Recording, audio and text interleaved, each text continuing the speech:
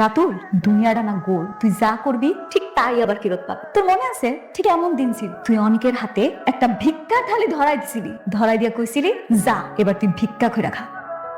আমিও না আজকে ঠিক সেটাই করি। তুই আমার জামাইরে পথে বসাইছস না, আজকে আমি তোরে পথে বসাই দিলাম। করি চাচা, ভিতরে আসেন। ম্যাডাম, এই তোর ভিক্ষার থাল, এবার রাস্তায় গিয়া ভিক্ষা কর। ও খা, তোর তো এমনি ছাড়া যাবো না। আপনার কারোর কাছে কি ভাঙতে কোনো টাকা পয়সা আছে, খুচরা পয়সা? আমার তো 10 টাকা আছে। 10 টাকা? এত টাকা? বাবা, নে তোর একটু বেশি টাকাই দিলাম, কারণ উদ্বোধনীটা যদি ভালো মতো হয় সামনের দিনগুলো আরো ভালো যায়। যা গিয়া ভিক্ষা করতে শুরু কর যা। আর তুই কি ভাবছিলি তুই লোক দিয়া আমারে কিডন্যাপ করাবি আর কবি যে অনেকের দোষ, সেটা আমি টেরও পাবো না? এত সহজ?